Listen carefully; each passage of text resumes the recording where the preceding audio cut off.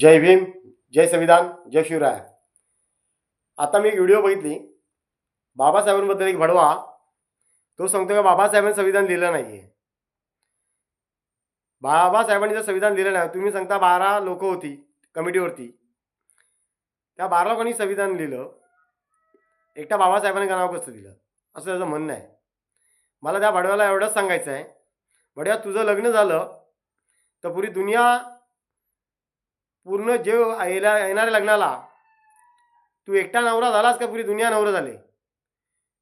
पहिला संविधानाचा अभ्यास कर, विचार कर कोणी लिहिलं, मसुदी जमिनीचे कोण होते मेन, याची पहिली चौकशी कर आणि मग बाबासाहेबांबद्दल बोल.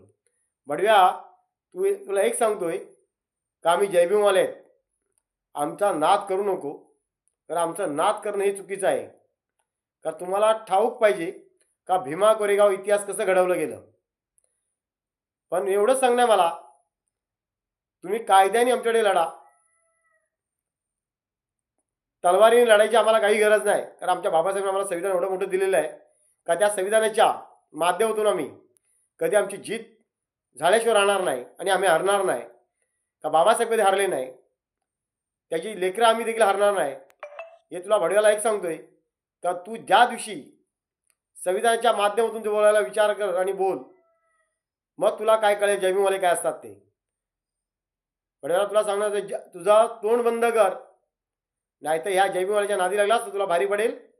जय भीम, जय संविधान.